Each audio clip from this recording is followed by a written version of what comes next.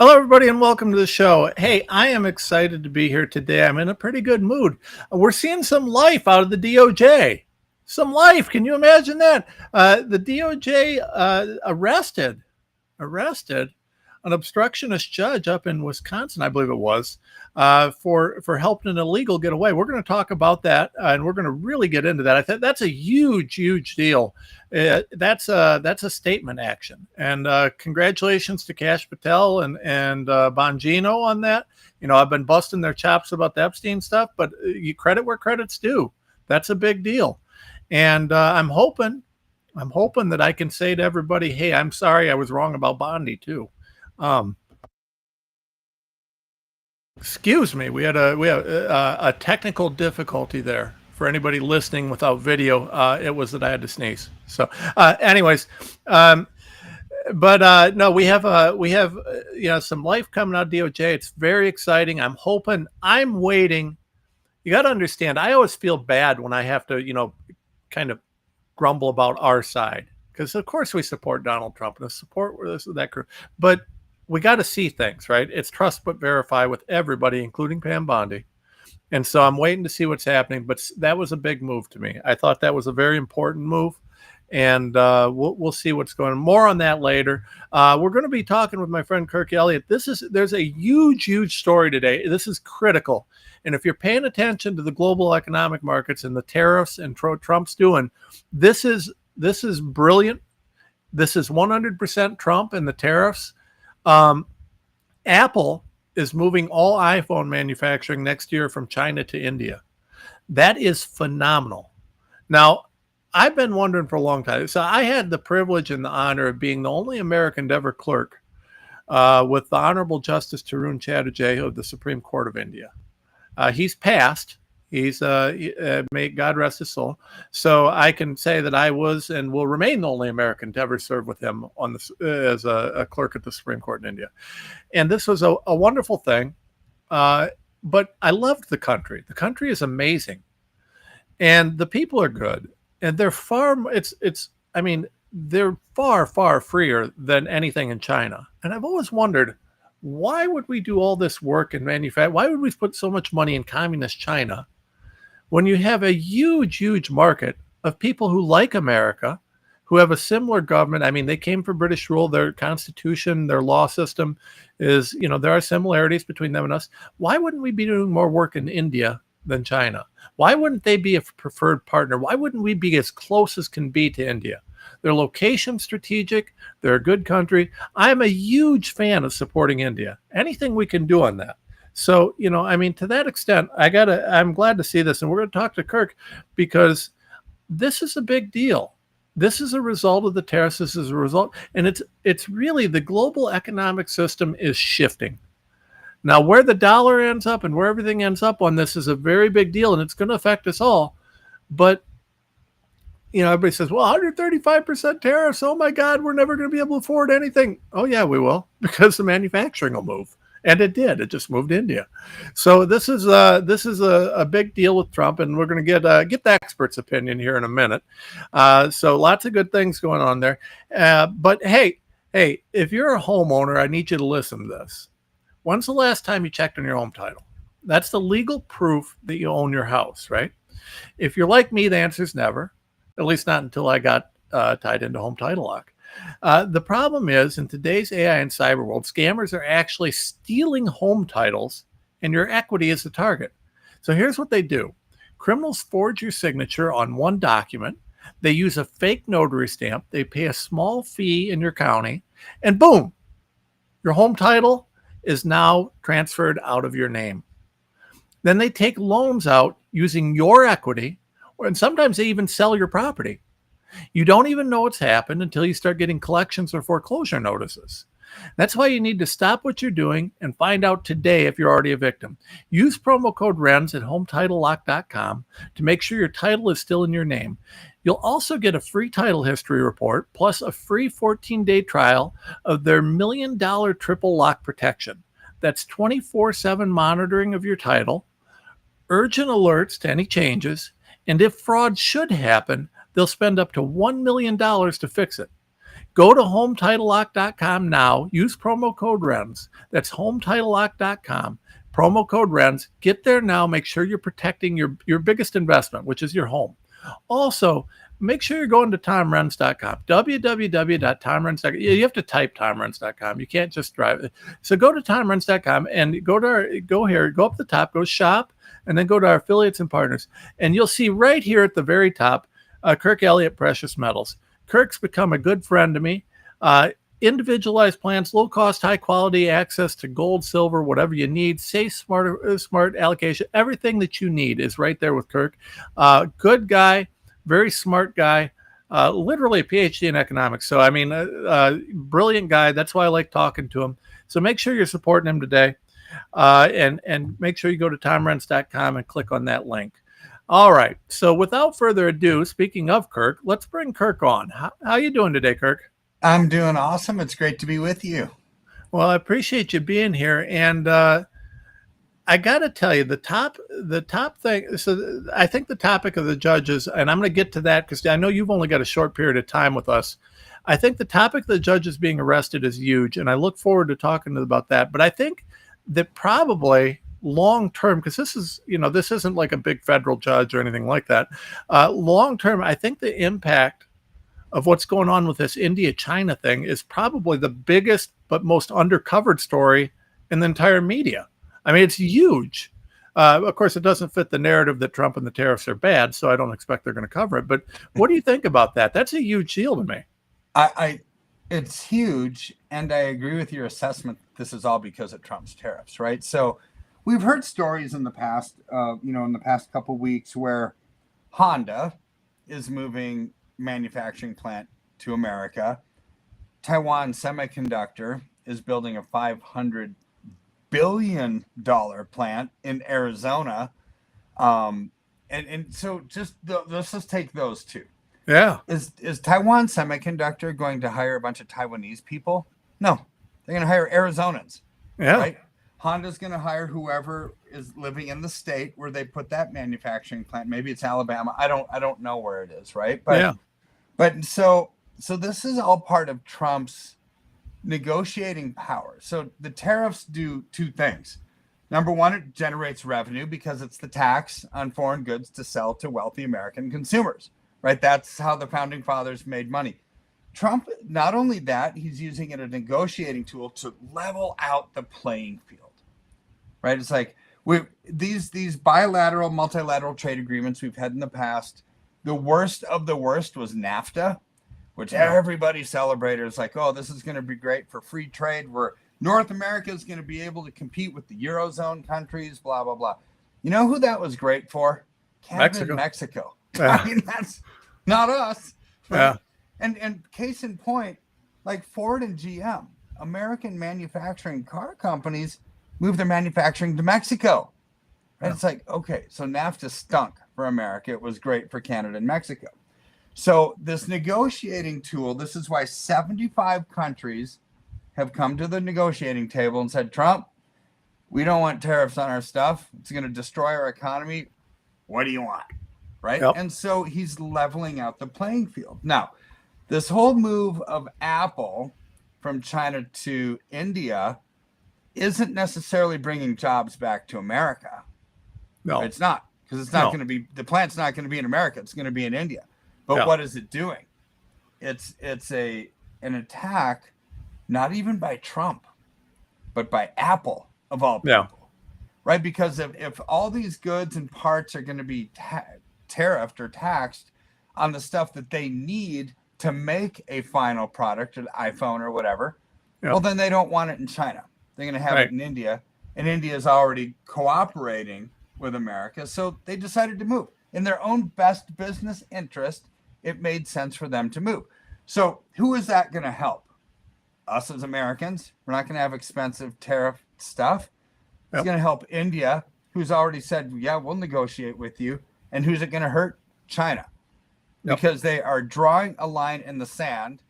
And this is where Xi Jinping is surrounded. Envision like a war movie where the army is surrounding you and you have no way out. This is where he's at.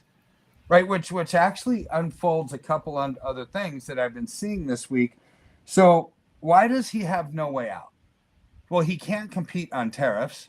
You've got the 140, you've got the 20% fentanyl tariff, and then we've got the 125% reciprocal tariff. So China's already up to 145 under Section 30. They added 7.5% to 100% on specific goods to China.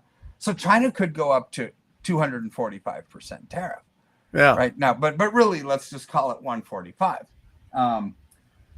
So when you ask a simple question, Tom, how many Chinese citizens in China buy American goods? Maybe 4 to 6% of them. I mean, it's small and dinky. It's not much. How many Americans buy Chinese goods? Literally all of us every single day, right? Literally.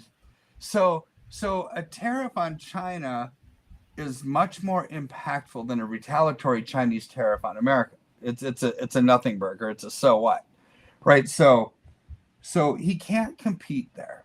He can't. He's lost already. So what are they doing? They're selling U.S. Treasuries, right? So they're selling U.S. Treasuries like it's nobody's business. So much so that the dollar is absolutely collapsing. Yep. Because they can't win on tariffs. So Xi was probably thinking, well, let's just dump the U.S. dollar. Let's tank the dollar, and we're going to really hurt Trump that way. Yep. Here's the thing.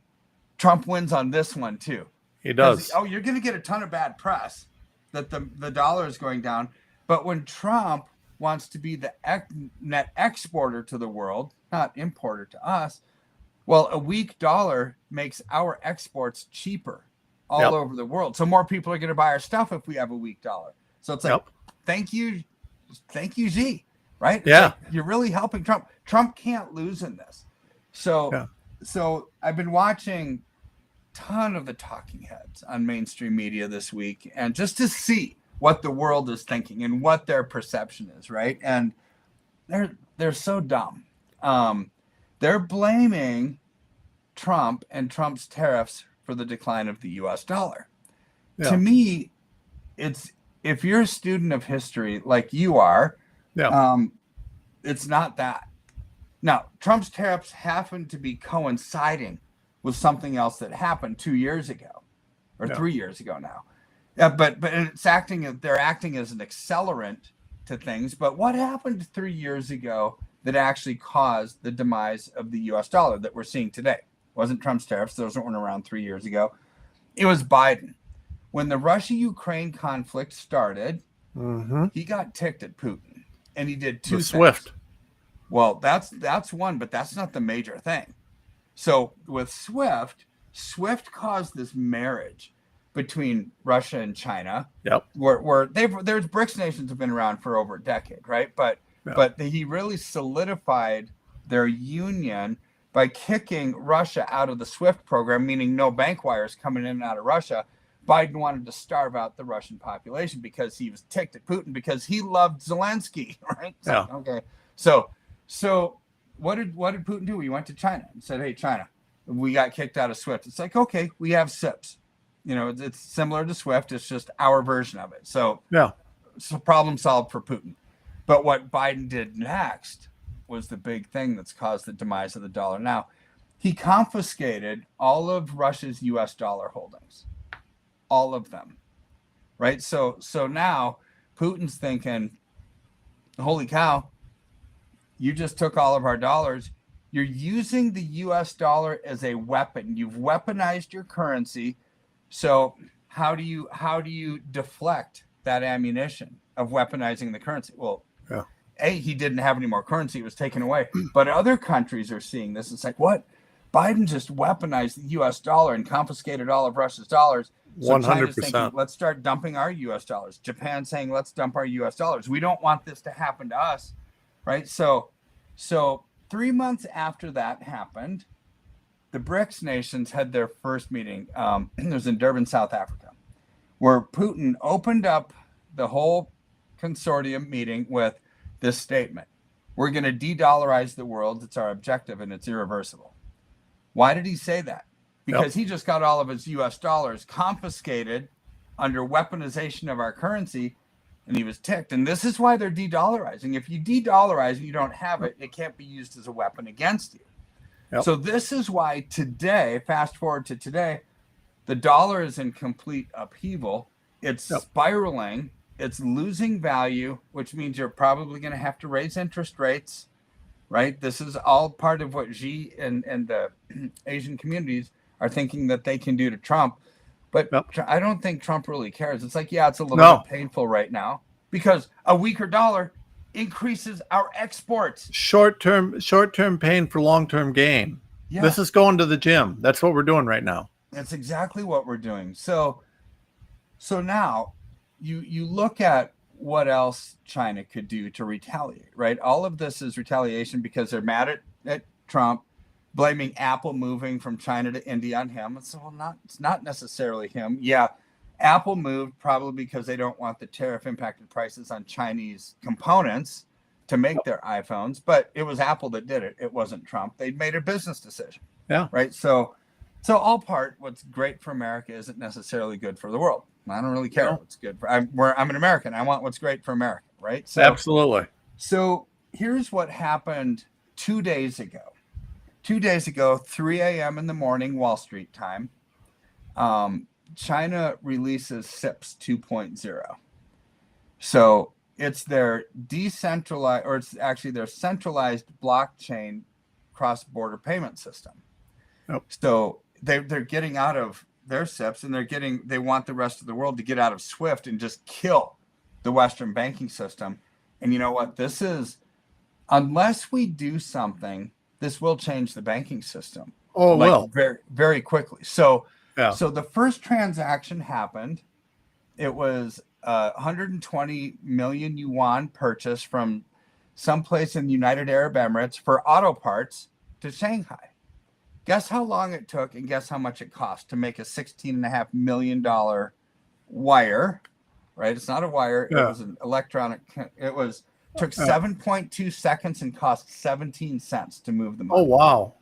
So compare that to a transaction that happened the same day. Yeah. I mean, I read this research article about it. It was fascinating.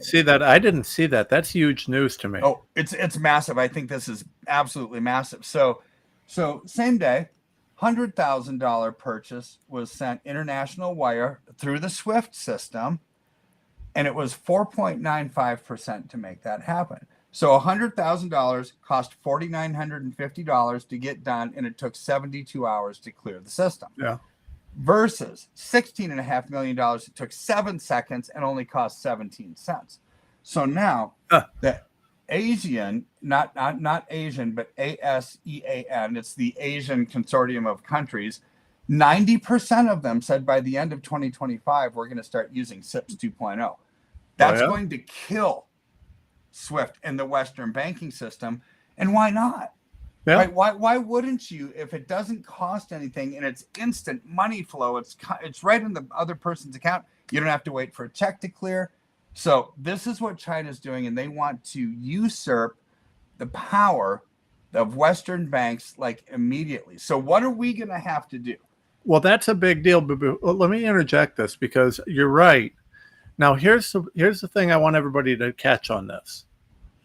Understand that what Kirk is talking about is really the foundation for CBDCs. It's the foundation for being able to track and trace every dollar and controlling it.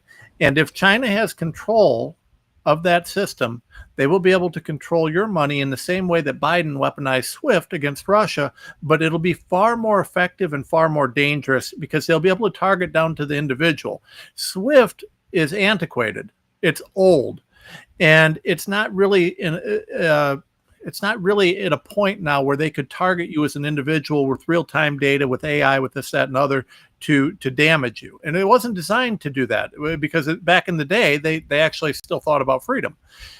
Now, this Chinese system is extremely dangerous to the world because of the reality that they want to be able to weaponize dollars. They want to be able to, your social credit score will determine whether you have access to this system.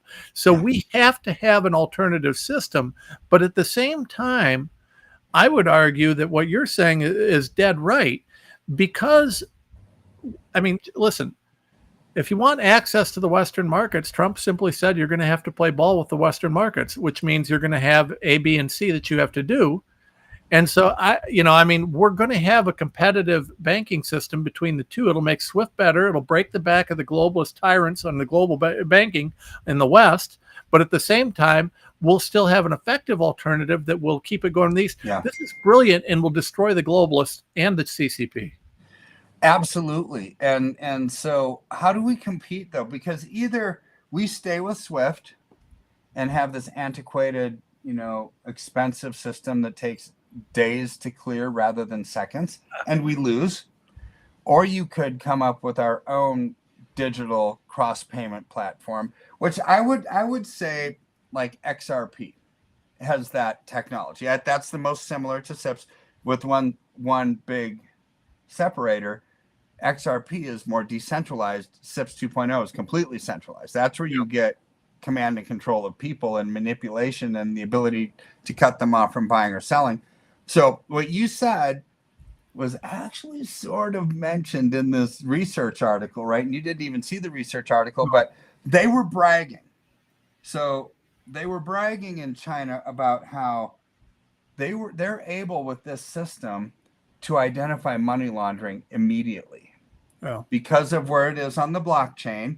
They can test, 16 layers deep where the money came from, the source of all the funds, the transactions, everything. It's like we could catch money laundering like that. Under SWIFT, they can ultimately catch money laundering, but it might take 27 days. By that time, the perpetrator is long gone, right? Yeah. So what they say are bragging about safety, I'm screaming, this is Big Brother. Right? It is. It is. If they can monitor it that quickly, the source of funds and the use of funds, it's real easy to use it for nefarious purposes. This is why this centralized stuff is so bad. Now, XRP, being more decentralized, is already being adopted by American Express, Bank of America, Amazon. The Federal Reserve is considering it. They have to, and maybe, Tom, I'm just speculating, without evidence to support it. This is maybe why Trump is pushing so much towards a cryptocurrency. Knowing how close China was to this, we need to compete, right? We have to get into the digital world, possibly. I mean, I'm just speculating, and you can correct me if I'm wrong. Because no.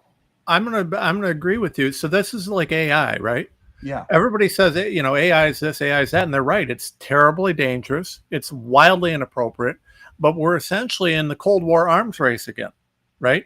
And so we have the rebuilding of all these industries, all this infrastructure, all these different things that's happening. And you're dead right, because at the end of the day, if we don't compete, we're going to lose. Now, the real issue here for me about this, because we've lost the fight for digital currency. It's coming. And it will be track and trace, no matter what you do, to some extent. That is happening now. That's why, shameless plug, but that's why I tell people buy your gold, right? Because you can't track and trace gold, and that'll always be something you can use. But at the same time, we have to make sure that we preserve the right to use dollars. And what we've really got to do right now, because it's coming. I can't stop the digital. I don't like it. I don't want it. Yeah. But we don't have a choice, right? If we don't, China takes over the world. And so at the end of the day, we either accept that that's going to happen, and then what we have to do is pass laws, and hopefully I would like to see a constitutional amendment enshrining the right to privacy for American citizens on a much grander scale. I mean, we already have that there, sort of, but it really needs to be more defined. Now, I think the Fourth Amendment's going to, and even the Third Amendment on some levels, they're going to become two of the most important things we've ever seen over the next few years. Mm-hmm. Because at the end of the day, the right to be secure in your papers is a really, really big deal. And because of the public-private partnerships, and they've already figured this out, because they figured it out with COVID, because you're supposed to be secure in your health privacy. But with Obamacare, they allowed for partnerships where your health data is everywhere. Your electronic medical records are a joke. Everybody on the planet has access to them. So the same thing's going to happen with your financial data. unless we're able to really kind of push that. So this is going to be a really big deal. But you're dead right, Kirk. This is 100% a foot race in terms of, who gets the system out there first, because the Western banking world is about to collapse. That globalist banking cabal is going to collapse. Yeah. Where China made a mistake, in my opinion, is exactly what you said. They didn't, just like the globalists didn't expect Trump to come in and get back in there, neither did China. Mm-hmm. And so when Trump got back in the office, he now has an opportunity to do exactly what you say. You know what? Bring all the manufacturing back here, or with partner countries that are willing to play ball. Yeah. Then tie us in with our own system, our own banking system. Make that a clear, centralized thing. And this also, here's another one for you, Kirk. I'll bet you might not have thought of this. Maybe you did. You're very smart. But the Fed, right? So there's some cases out there right now talking about one of the legal principles that Trump has been pushing, and this is much bigger than anybody realizes, is he says all executive branch agencies are executive branch agencies. There's no such thing as an independent agency. Constitutionally, that is absolutely accurate, but nobody's challenged it. So there's some cases up going to the SCOTUS, and if they go, depending on how they go, the Fed gets pulled right in where they ought to be under the purview of the executive branch, which means he can then, he's got the ability to really make some changes then. That changes everything. And the key then is just making sure that our laws and our Constitution protecting our privacy are enforced on a proper way, so that we don't have the CBDC control from the top down. I think Trump is playing some serious 5D chess on this. Oh, big. And so this is where I have confidence in him being our leader. Right, because if you look at why he and Jerome Powell have been, battling each other, is because the notion that the Fed is independent, give me a break, right? The Fed is apolitical, give me a break. Yeah. Right. So why I say that is 2 weeks ago, when Trump and Powell were kind of going at it, Powell made the statements, Jerome Powell, chairman of the Fed, he made the statements of, well, these Trump tariffs, they're way more extreme than what we thought they were going to be. The impact is way more significant. And because of that, we're going to probably have to make cuts to Medicare, Medicaid, Social Security, and other things, right? It's what? That's the most political, underhanded, throw Trump under the bus comment that I've heard.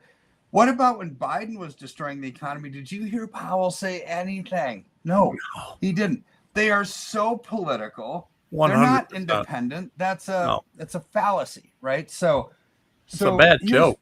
It is a bad joke, and so, but yet, take the flip side of that. Trump is going to get his way, and I think Powell is going to lower interest rates. So is he going to just kind of capitulate and go with the president of the time? Everything's political and it's all really weird, but we have to do what's best for the country. Lowering interest rates to grow the economy.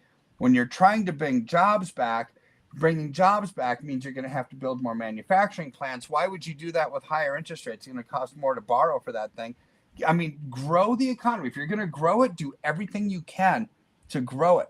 And will that cause inflation? Yeah, that'll cause inflation. Yeah. But it's going to offset with people making more money and more jobs. If inflation goes up 10% and your wages go up 10%, you didn't even know that inflation moved. No, it doesn't That's matter. The point. Under Biden, we had rising inflation because they were printing money like drunken sailors, and wages were coming down, and that amplified the chasm, in between each other, which was horrible. So here's one big thing. You brought up a really significant point of, comparing digital money and things, tangible assets like gold and silver. They're complementary yet competing currencies, so to speak, right? So they both have a couple things in common. Crypto and gold, people both think that they're private. Okay. Yeah. So this is perception, right? And they both have growth, right? So but one is digital, can be turned off with the flick of a switch. The other one is tangible, can't be, right? It's hard to get to. It's really a get out of the system kind of a thing. Yep. But who else is getting out of the system? Countries are, right? So I was doing some just reading over the last week, and gold has done so well this year. Like it's like up 29% in the first quarter. Booming. It's booming.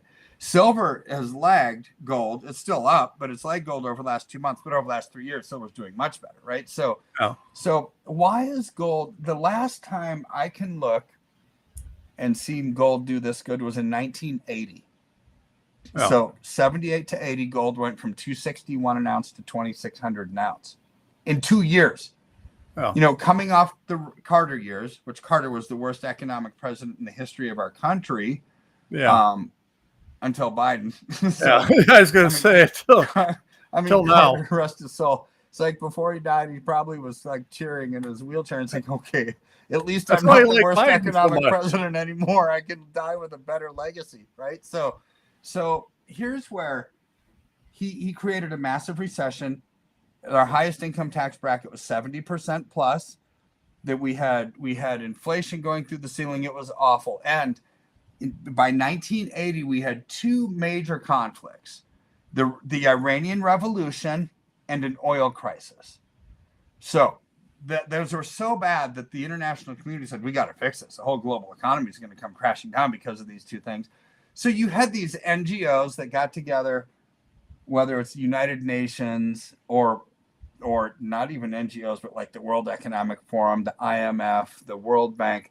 They all got together and said, we got to fix this thing. There was international cooperation, and they kind of did, right? They kind of fixed it, right? They put a Band-Aid on it, so at least the perception was. They didn't actually fix Middle Eastern relations, but, you know, the Iranian Revolution, it kind of ended, you know. So here's where that could then cause gold to come down to earth again. So it was this speculative bubble. It was this crisis moment that caused gold to go up. Then international cooperation fixed it. It came down to like 500 after that, and then it's just growing consistently to where now it's at 3,300. So fast forward to today.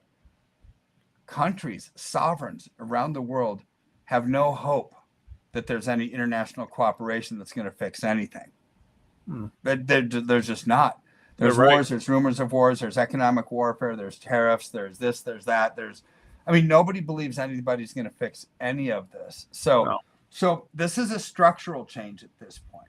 See, what investors are doing right now, when countries are doing right now, is this isn't a speculative investment. People just saying, I see the growth, I'm gonna get in quick, take advantage of it and get out. No, it's a structural change where countries are looking for a risk-free premium, go into something that has zero counterparty risk, which is gold. Right. It doesn't have political risk. There's no exchange rate risk. It really is nothing. It's just kind of a thing that's not tied to a particular government. And when the world loses trust in the government entities that can fix things, you know that this thing has legs. This is a structural shift in the global economy. This is not a crisis moment of locking in profits. This is why I think the metals move that we're seeing is going to last 10 years plus. It's been a structural I think it's permanent, to be honest with you. Yeah. I would say that we're going to see, because realistically, and this isn't even, obviously you're a sponsor and we're proud of that, but this isn't my opinion isn't because you're my sponsor. It's because I just actually think that what's going to happen is I think you're going to have these two parallel and competing currencies, as you mentioned. And I think that you're going to have the value for the hard currencies, the golds, the silvers, the things like that. I think will actually, the competition will be that those provide a level of privacy that people will always want. You are going to always have a desire for people to be able to do that. And so it's going to end up, I think that what happens is because of this kind of competing natures, right? The privacy versus convenience.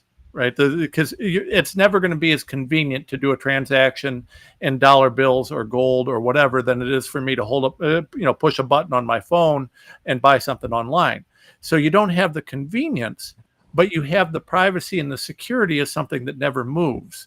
And so I think that the value ends up being competitive with the new digital currencies that we have. And I think it remains competitive for all times. I don't think it's a short-term shift. I think it's a permanent shift. I agree. Wholeheartedly, I agree.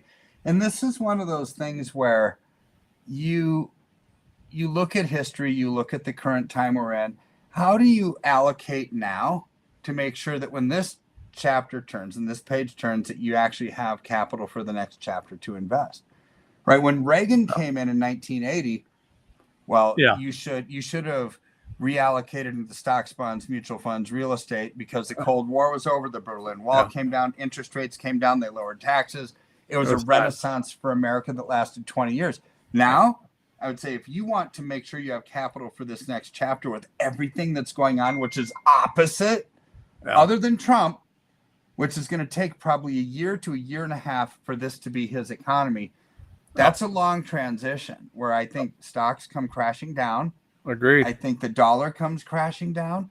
I think interest rates, the yields on certain things are going to go haywire. It's like, what do you do in times of uncertainty? Now, I am certain about the future. Trump is going to fix this and he's going to win. No. It's just not going to happen tomorrow morning. No. I mean, even Besant and Lutnick, it's too much damage for it to happen overnight. Yeah, I mean, it would be. And both secretaries, Trump or Besant and Lutnick, have said this is going to be Trump's economy in the fourth quarter. Yeah. I think that's a little aggressive. I would agree. I don't think it's going to be until the first or second quarter of next year. It just takes time. Well, and even if Congress passes something huge, it's still going to take a minute. You know, if he gets this big, beautiful bill, it's still going to take a minute for the changes, you know, and all the different things that Biden had baked in prior to that. I mean, it's going to take a minute. Yeah. It's going to take a minute. I mean, this is the hangover effect, right? From Biden. I mean, it's unpleasant. Just like any kind of growth, any kind of change, you said it earlier, it's like going to the gym. It takes pain to get gain. Whether you're overweight and you go on a diet, the diet's not fun, but boy, you're going to love the result down the road. If you want big muscles and you go to the gym, it's hard to work out. You're sore. It's just awful, especially on leg day, right? Yeah. And so it's like leg day does suck. You know, I can't stand leg day. It's just the worst. So anyways, there's pain, but the end result is amazing. We're seeing pain right now unraveling 40 plus years of bad presidents, bad policy that exported our jobs overseas. But when it comes back, it's going to be glorious, not just for us, but for future generations of us, because we're going to bring back manufacturing to America, which is going to create jobs into perpetuity. And when you have tariffs and they stay, well, nobody's going to want to buy foreign goods. They're going to be too expensive. And it doesn't matter because we've got manufacturing back in America by that point. Yep. And there's going to be an alternative. And our stuff is going to be relatively less expensive. I mean, this is the amazing thing that Trump is doing, and it's absolutely brilliant. And I don't know why. Well, I do know why. You know, what was I going to say? Presidents in the past didn't do this. Well, because they were globalists. Right? Yeah. It's like they had a different motive than making America great. They wanted to make the world great. Yeah. Well, I agree with you 100%. And Kirk, I know that you gotta step out. I appreciate you making the time for us. Everybody, make sure you go to TomRenz.com. TomRenz.com. Got to type it. Can't search Tom Renz. You'll just get Google hit pieces on me. But go to our shop, go to our affiliates, and you'll see Kirk Elliott right here. Good guy. Obviously knows his stuff. Make sure you're supporting him. You're supporting our show if you support him. So we appreciate it very much. Kirk, thanks for being here. You have to come back again soon. I'll tell you what we got to get into next time is we got to get into the impact that the AI and the automation is going to have on all this, because that's going to be real interesting. That'll be huge. So let's 100%. Talk about that. Appreciate you, sir. You have a great day. I will. You as well. All right, everybody. That's our friend Kirk Elliott. I want to keep moving, and I want to get to this other topic that I said we were going to get to, which is a very, very important topic. This is huge, and it really makes me feel a lot better about everything in life. This is the DOJ seeming to be waking up a little bit. It seems like they're going to wake up a little bit, right? So we have a very big deal happening here. Let me bring this up. I'm sorry, we're a little bit slow on this. Okay, so this is a post from Kash Patel, reposted by Charlie Kirk. But this is Kash. Just now, the FBI arrested Judge Hannah Dugan out of Milwaukee, Wisconsin, uh, on charges of obstruction. This is a huge deal. So what happened here apparently is Dugan intentionally misdirected federal agents away from a subject to be arrested in her courthouse. So the feds come in and they're going to arrest this illegal, right? And what happens is this judge, and this is a judge, her job, if anybody on the planet has a duty to be good with the law, it is this judge, right? Because she's a judge. And what's happened is that this woman decided that she didn't care about the law and was more worried about protecting illegals than doing her job. So she misdirected them. Now, literally, under the law, that is obstruction of justice, right? There's no question about that. It is obstruction of justice, and she's getting arrested for this, right? We're looking at jail time on this. This is a very big deal. Now, here's how you got to think about this. Now, everybody says that she's a judge and she just gave them wrong directions, right? So think about this. Let's say that you've got a bank robbery. And, the bad guys come in and they've got an insider, right? They got someone inside so that they can, because they wanted to scope out the bank, whatever. So they got an insider. So they come in, they rob the bank. And they get out quickly, and the police show up, and the guy that's the insider is there, and he tells the police, "Oh no, they drove away in a red car, and this, that, and other." When in reality, they drove away in a black SUV, and so he's that would be obstruction of justice, right? He's trying to help. He's like aiding and abetting in accomplishing this goal. Well, in this case, this illegal was trying to get away from ICE. They were going to arrest him on federal immigration charges. This judge did just like that ringer in a bank robbery, right? She gave them wrong directions. She interfered with their ability to go arrest this guy. And this is a judge. I mean, obviously she's got a duty to know the law. She knows that you can't obstruct justice. Now, probably the same sort of judge, if I went into her courtroom and wasn't, and I did something like that, she'd sanction me. And she should. I mean, as an attorney, I've got a duty to follow the law. But it's incredible how out of whack these judges have become. And I say this as an attorney. Some of these judges across the country have gotten so far askew, and they've got this incredible belief that they're above the law. They think that they're just above it. They can do whatever they want. And it's not the case. In fact, I would argue that if anybody on this planet has a duty to follow the law and to live the law, it's a judge.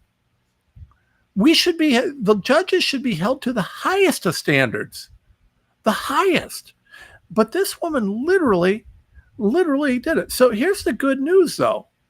Cash and his FBI crew, they went and arrested this clown.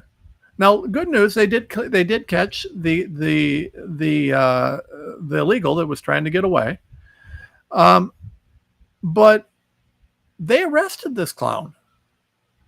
And apparently she's going to get charged. So this is a really big deal, right? This is a big deal because you have a judge now who on an immigration charge ignored, denied. I mean, and immigration is like probably Trump's number one, along with, the economy. I would say, if I had to say, what are Trump's top priorities? Immigration, the economy. That's where I'd put it, right? So she's, just ignoring. And the thing is, the law is clear as day. You can't aid and abet a criminal fleeing from justice. I mean, you can't do that. It's absurd. But that's what this judge did. Now, I would argue that these obstruction charges are not only important because of, that this judge did, but I think they send a message because they arrested a judge. Now, this is a low-level judge, but I think this is a message to the judiciary because they also arrested the judge out of New Mexico. So we've got two judges that have been arrested within a couple days. That's saying something. That's Trump making a statement, right? That is someone up somewhere is making a major statement here. Now, here's the problem, I don't know. I'm excited about this. I think this is a major thing. A judge is not above the law. In fact, if anybody should be subject to the law, it should be a judge. I can't think anybody who should more rightly be, following the law, supporting the law, backing the law than a judge. We have to start taking a look, though, where it's uncomfortable. Now, I'm going to give kudos to Bondi and Cash and Bongino on this because I bust their chops every day. And I'm still saying, where is the Epstein list? Where is it? Now, I want to distinguish. Arresting a low-level state judge for clear obstruction of justice charges on something like this is vastly different than putting Adam Schumer on a perp walk, right? Now, I would love to see Schumer on a perp walk, or Chuck Schumer. I'd love to see Schumer on a perp walk, but that is a wildly different thing. Now, the question is this a sign of the sleeping monster being, woken up? And I don't know the answer to that. I hope so. I'm praying so, right? So we see Letitia James getting charged. That's a good thing. I was happy about that. Now we see 2 judges getting arrested. So those are the right now, up to this point, I mean, they've arrested a bunch of criminals, but so what?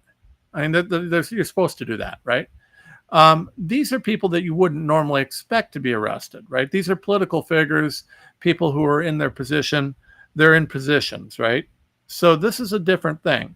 I expect the DOJ to deal with gangbangers and criminals and that sort of stuff. And what they're doing with the deportations, that's just, you're never going to hear me high five them over that because it's just what they're supposed to do. You don't get a high five for doing what you oughta. You get a high five for going above and beyond. I view Letitia James and these 2 judges as the beginning of doing above and beyond.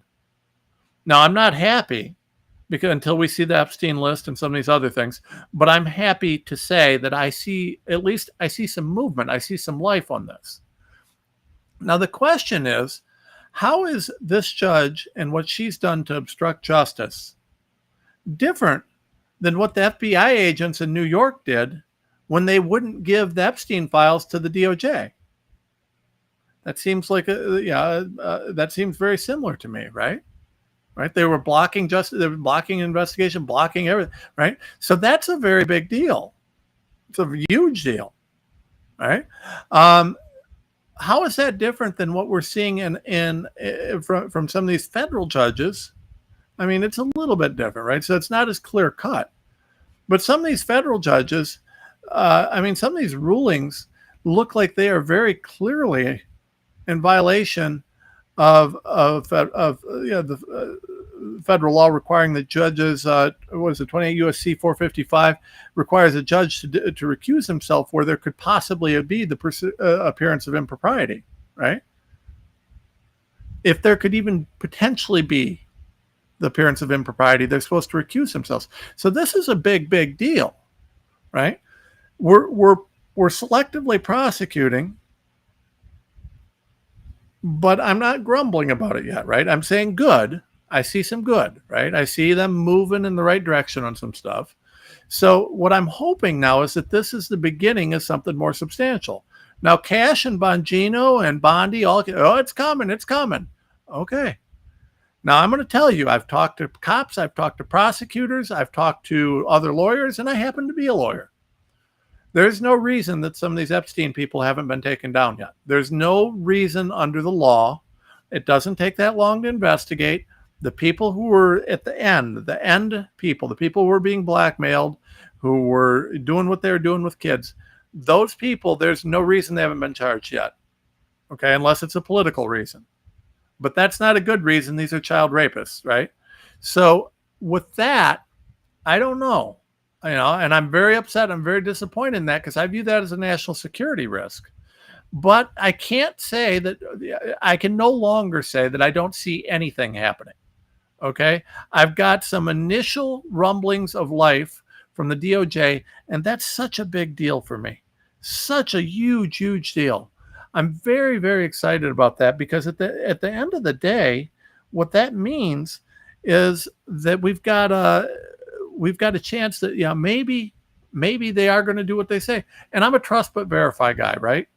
of the people there, I mean, of the entirety of the DOJ, I trust. Cash and Bongino are probably at the top of the list of people I would trust, because they've been very, very known in where they are, and also, I mean, especially Bongino. Bongino gave up a ton of money to go do this, so I mean, he will lose all credibility if he doesn't get something done. So I'm pretty excited that, we're starting to see something, but I've been burnt before, right?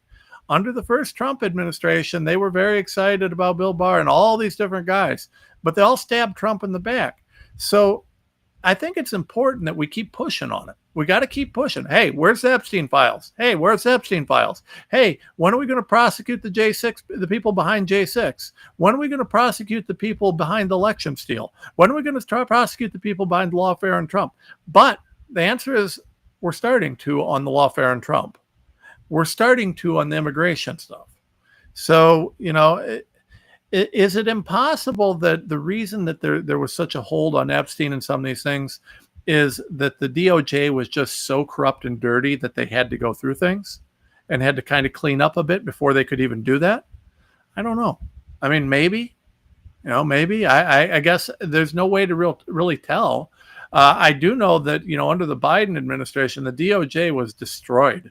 Merrick Garland is just a piece of work. Now, I would say there's probably still some great FBI agents out there. Most of them, I mean, I don't know. A lot of them really did some horrible things, and I was following orders was what the Nazis said. So I don't, that's not an excuse. Doesn't mean that all the guys there are bad, but I mean, there was clearly some problems. But I think the DOJ itself, in terms of the attorneys, the attorneys from the different DAs around the country, I mean, they were a disaster. And we do have, quite an improvement now. I mean, we know some of them that are out there or that are going to be there, and some of them are real good. There's some of them that I like, that I know personally. So we'll see what happens with that. But like I said, I think the big thing with this is we're seeing some signs of life. And that really is the best news that we could ask for, right? I mean, that's what we need to have.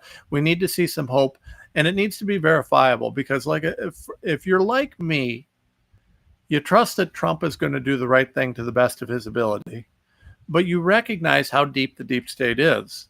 And he's had some people that he's appointed that haven't got it done in the past. So, and to me, I don't know Pam Bondi. She's been the number one question mark I've had over the last couple of months in this administration. I don't know her. Yeah, she spends all her time on Fox News about nonsense. But even though, in my opinion, she may suck on the PR side, she may still be getting some good things done at the DOJ. We'll see. Right now, I'm not impressed, but I'm getting closer to being happy. I am. If we can see more arrests like this, and we got to get to bigger people, and we got to get to some of these people who are involved with J6 and this, that, and other. And I will tell you, I do expect, I have one area that I am particularly interested in and that I'm not overly excited about. That is Fauci and the COVID thing. I see what I see right now is they are absolutely setting Fauci up to take the fall on all the COVID stuff, and he deserves that. I think Fauci is going to end up in jail. I'm going to make that prediction, or at least facing some serious charges. But I will tell you that I don't think that they're willing to look at the totality of what happened with Big Pharma. Unless Bobby can pull some real magic, unless he can get some real big things done, I don't think that they're going to be able to pull any real anything too crazy good with from this. They're going to have to. I mean, it's going to have to be some real magic to get anything done on that. So I don't know. I mean, there's just so much power, and Big Pharma right now, they're moving. They're telling everybody they're going to cure cancer with their mRNA gene therapy jabs that are going to be designed by AI. And that's nonsense. I mean, that's going to be absolutely deadly. I wouldn't get one of those if I did have cancer. I'm not very excited about that. I'm not very hopeful about that. So we'll see what happens here. on that, but I'm a little bit cautious, a little bit, not super optimistic on the COVID stuff. Unless that'll really come down to what Bobby can pull out in his studies and this data over the coming probably the rest of this year. I know Bobby's got. I think they're saying that he's got a September-ish date to have some real data out there on some things like autism and some of these other things. And I don't know if any of that's going to really get into the mRNA stuff. It's going to be real interesting to see whether Bobby can actually look into and focus on the mRNA, because mRNA is, it's a disaster in my opinion. And but it's the up and coming thing. There's literally been trillions of dollars put into that platform over the last few years, and it's not good. The idea isn't really the mRNA isn't the end goal. The end goal is to be able to control the genome, control your genetics, right? mRNA is one of the tools, but at the end of the day, they want to be able to design you and improve you and upgrade you, right? They want genetic upgrades and those sorts of things, and they'll be able to tie you. And I mean, they're already talking about the brain, human AI interfaces and tying all that stuff together. That stuff that, that's where they're going with all this, and it's not good. It's just not good. So we'll see what happens. We'll see what happens here. But we do have life, though. We do have life. We got the New Mexico judge. We got the Wisconsin judge. If we can start getting, what's his name up there in New York? That New York judge. It was I think that guy needs to be. Was it Merchant? I think they need to look into him a little bit. But anyways, all right, folks. Well, I appreciate you all listening. Make sure you support us at TomRenz.com, TomRenz.com. Appreciate you listening, and we will be back very soon.